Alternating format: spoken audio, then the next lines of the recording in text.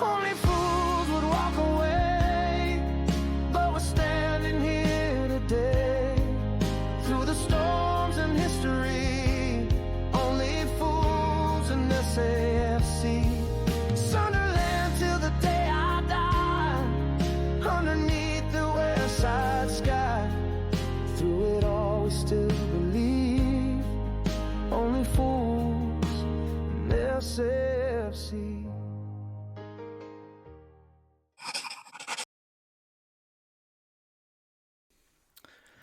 Well, hello, how are we getting on? Hope you're alright. So we're back again. Thank God proper football's back. You know, after watching that game on Tuesday night where it looked like England were playing in Barnes Park, it's so good to be talking about Premier League football again. We know the international break wasn't the best for Sunderland. Injuries to Omar, Alderete and Sadiki have put a dent in the fantastic start we've had, so we're still waiting to hear the full extent of them injuries, of course, but we'll have to wait and see on Régis Le Bris' press conference today, hoping it's not too bad. But on to Wolves.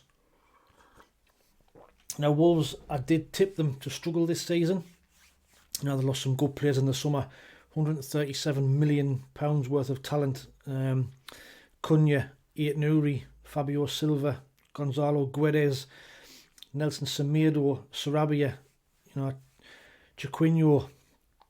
A lot of players to lose, a lot of good players to lose. You know, Cunha was a cracking player for them, made them tick at the top end of the pitch. But they also have spent a fair bit of money, 140 million quid that they invested back into the club, signing players like, you know, Strand Larsen, they had on loan, made his loan permanent.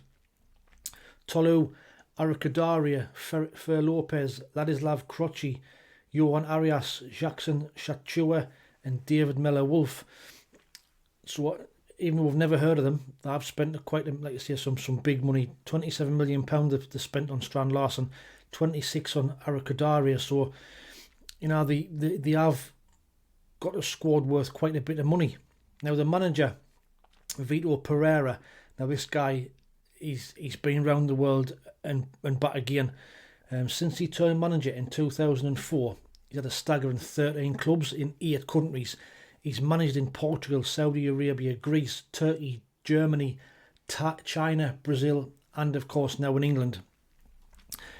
He took over at Wolves in 2024, back in the last season, where he took over from Gary O'Neill.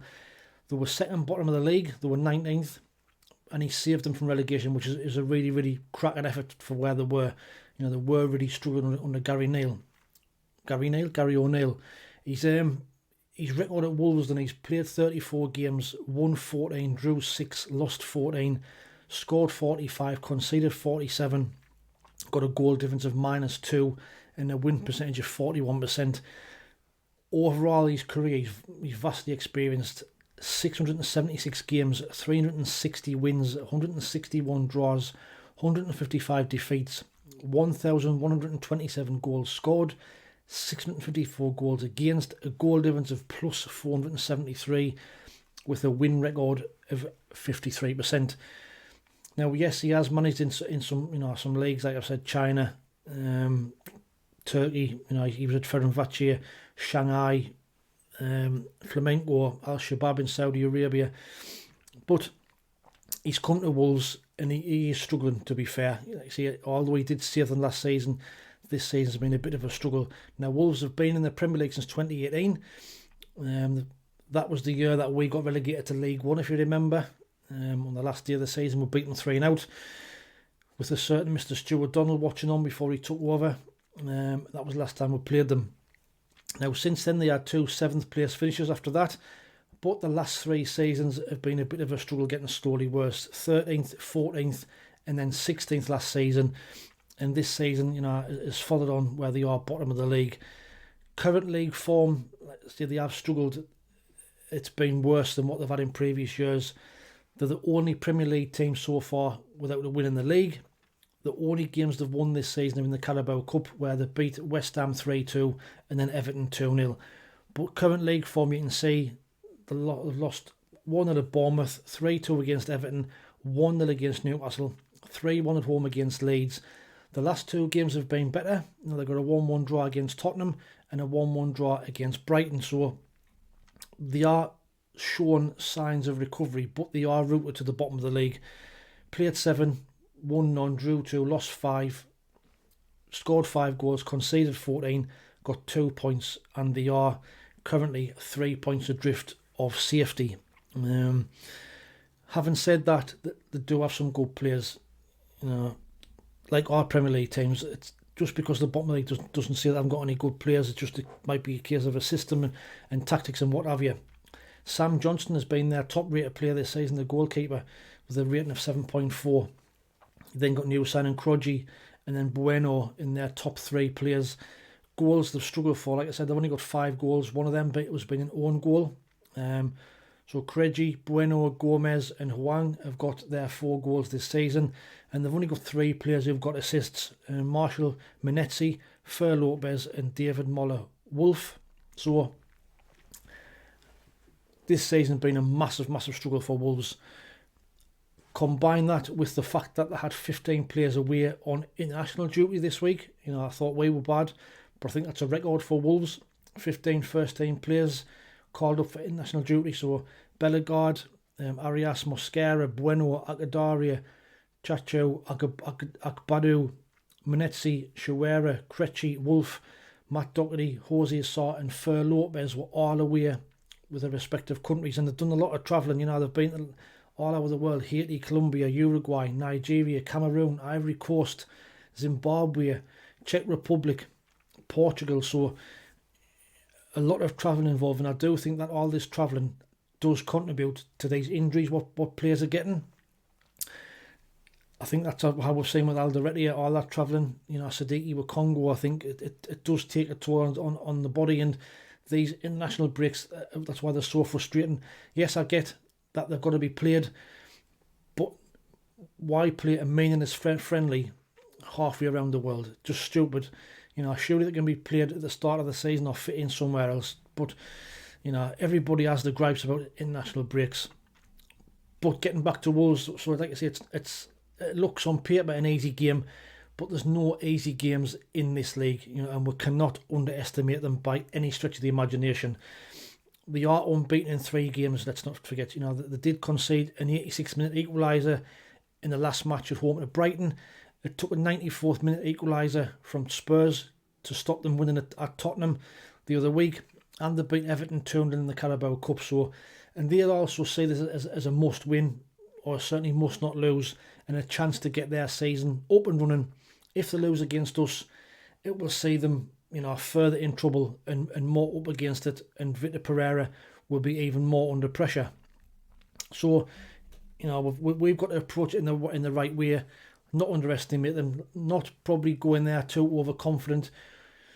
For us, we need to get back to winning ways, I think, and certainly avoid defeat on Saturday. If we do lose at the weekend, it'll be back-to-back defeats. And this game against our so-called relegation rival, is definitely 100% a must-not-lose game.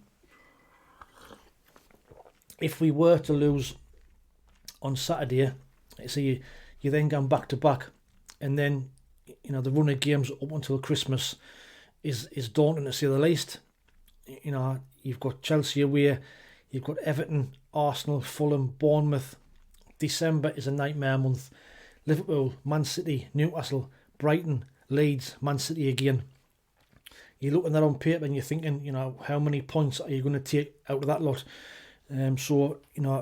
Vitally important that we don't go back-to-back defeats at the weekend and get a win to set us up into this really, really tough run of fixtures. Now, although the international break, like I've said, was good for certain players individually, there was some players got goals for the countries. Trey Hume got his first goal for Northern Ireland. Xhaka scored for Switzerland. Adingra scored for Ivory Coast. Reinaldo got on the score sheet for Mozambique. And Eliza Mienda also got his first goal for the Spain under-21s. But, the main issues that we know all about now. Noah Sadiki was pictured limping out of the team hotel with Congo supposedly with a sprained ankle. Omar Alderete, reports coming of a thigh strain. Other reports have said it's just cramp. So either way, two massive blows for Sunderland. I'm hoping that after Régis Le Bris' presser today, that the news isn't as bad as we hope, and that they're both not going to be out for too long. I'm hoping that Alderete is just cramp. If it is just cramp, then it'll not be as bad. But if it's a thigh strain, like I did a video on the other day, it could be anywhere between 5 weeks and a few months. So fingers crossed that once they're assessed when they're getting back, it's not too bad. For all we do have good cover in defence at this moment in time, taking Noah Sadiki's energy and tenacity out of the midfield is a worry. His energy in the start of the season has been fantastic, and he's been kind of Granit Xhaka's legs, if you like, in that midfield. Xhaka's been sitting and running the show, passing wise and dictating play, while Sadiki's been like a Duracell bunny the way he runs about. He's just all over the place. So to lose that out of midfield, combine that with obviously Habib Diarra missing as well, then the midfield is severely weakened. The team for Saturday, how do we approach it? Well, there's a few different ways we can go. Based on, we're assuming that Sadiki and Alderete is not going to be playing, we could line up like this. So it could be Robin Roofs in goal. It could be a back four of Gertrudia, McQualia, Ballard and Hume. Xhaka and Rig in midfield with Enzo Lafayette in the 10, with Talby on the right, Dingra on the left, and Wilson Isidore up front. That's probably the more likely lineup. However, we could also, if Alderete is fit, we could go this way with Roofs in goal, McQuilly at right back, Ballard and Alderete in the middle with Hume at left back, Gertrude and Xhaka in the middle with Chris Rigg in the 10, with Talby and Lafayette on the wings, and Wilson Isidore up front. So that's another option. Or, I can't see us changing the system at all. I think we'll probably stick to that same system. But is there a case for switching to that back three where we have looked decent in them two games? The Villa game where we got a point with 10 men. Man United second half where we switched to that back five or back three. We looked more compact but didn't really have much of an attacking threat, but still created chances. Could we go up with something like this? So, Robin Roofs in goal, a back three of McQualia, Ballard and Luke O'Nien, with Hume at right wing back, Talby at left wing back, with Xhaka in the holding role, Gertrudia and Rig just a little bit further forward, with Enzo Lafayette playing off just behind Wilson Isidore up front. Now that looks a decent team. It gives you some good balance in midfield. Talby's looked good at that left wing back role when he's played there a couple of times. He looks a lot more confident on that side of the pitch. But, like I've said, I don't think Régis Le Bris will change things too much. Certainly not a complete system change like that. We're more likely to see just a couple of tweaks, a couple of changes, replacing Alderete and Sadiki with probably, Gertrudia and Rig coming in, So that's just my thoughts on what the lineup could be, But let me know what your thoughts are in the comments below. How would you line up against Wolves? Would you change the system? Is playing a back three at home the wrong way to go? Is Masuaku, you can see in them 3 teams I've had there, Masuaku's not in the picture. For me, he's not good enough, and he struggled in the games he's played. So I think moving Hume out there might be a better option. But let me know what your thoughts are on them lineups and which one would you go for? What would your lineup be? Now head to head against Wolves, it's not been the best in recent years, as we know. But like I touched on earlier, our last game against them was a 3-0 win in that year where we got relegated. But that was our first win against them since 2009 when we beat them 5-2. In between those games were 2 wins. In between those 2 wins were 2 draws and 4 defeats. So not a good recent record. Now I know our records didn't mean a great deal, but like we spoke about against Man United, we all went there a little bit overconfident. I think we hadn't won. I think we only had won there twice there since 1968. So records, do stand for something.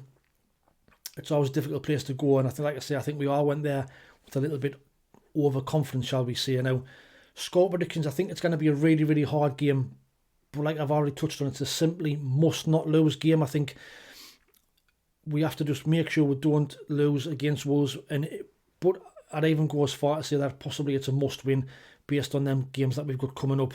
I do still think we'll have enough to beat Wolves. If we start fast and press them high, from the off, put them under pressure and try and get an early goal and take it from there. I can see us beating Wolves. I'm going to go for us to get back to winning ways, and I'm going to go for Sunderland 2, Wolves 0. Hopefully, I'm right. Like I say, get us back to winning ways, get us up the league away from the relegation places a bit more. But let me know what your thoughts are in the comments below. You know, submit them in the comments. Chance to get on the leaderboard for this competition that we're running all season. Like I've just said, we all were a bit overconfident against Man United, with only 2 people correctly predicting a loss. Gary Dunn predicted a 3-0 defeat, and David Newell a 2-1 defeat, so they get 2 points each. That doesn't really affect the overall standings. There's your top 5. Chris Carter-Jackson still out in front on 14 points, with Mark Aki, Ray Knight on 12, Alex Dixon, Tony Huntington on 11, Colin Horton, Elizabeth Eyre, Gary Hoyle, John Ruddock, Noah Chat, Peter Smith, Richard Waite, Steve SM68 and Stuart Mack on 9, and yours truly in 5th place on 8 points. So that just about wraps up the match preview for the game on Saturday. Don't forget to also check out the new website that's up and running, www.onlyfrozen.safc.com. Launched it last week. On there, you know, some written, like the written reports on what I do on Finalysis, the written match previews and written match reviews for those who'd like to read them rather than watch the videos. All the fixtures for the 2025-2026 season are on there as well. Some latest news stories. I've got a fan page on there as well where you can get involved and submit your photographs, where I'm going to do like a fan page, a fan gallery of match day pictures. Just a little bit of interest, but check it out, have a look, let us know what your thoughts are, and have a look at that. Now, I've also been working on something over the past few months. Now, I was always quite good at English at school. You know, I like writing reports and stuff, which is kind of think why I kind of got the gig at Finalysis, because it's about writing match reports and that sort of stuff. So, like I say, I've always liked writing reports and what have you. So, I've actually wrote a book, would you believe? Well, more like a short story actually. It's about 90 odd pages long. I've just finished it this week. I'm currently waiting for a proof copy coming to give it the once over, just for to see what it looks like, just for to see if it's worth actually publishing. But we'll see how it goes. It's called The Fixer. It is set in Sunderland, and as you can probably tell by the title, it's based on match fixing and the darker side of football. Fictional characters, but, you know, we'll see how it goes. You know, it might come out with a load of shite. If it goes all right, you know, and people do buy it, then I've got another couple of ideas for a few more books in the pipeline. But something I've always fancied doing, never got around to doing it, but bit of interest, see how it goes and see if it takes off. You never know. You never know where it takes you. So the fixer will be out, all being well, in the next month or so, to be available. I'll give you a bit more of an update on that as well. If you don't mind, please like, share, subscribe and hype to the videos if you can. We know I've been banging on about this algorithm for the last few weeks. It is getting better. The last few videos of getting back to numbers that we're normally getting, even though I've lost about 15-20 subscribers in the last week, which, you know, could be normal. You know, people come and go, people don't like the content after watching it a few weeks or a few months and decide it's not for them, which is fair enough. Could be YouTube doing a cleanse for people who don't interact with the channel either, so it could be that. But let us know what you think on that as well. But in the meantime, watch out for the match review coming up after the game against Wolves at the weekend. And till the next time, thanks for watching. Take it easy, stay safe, and we'll see you next one. Ta-ra. Sunderland's where we live and fight with pride.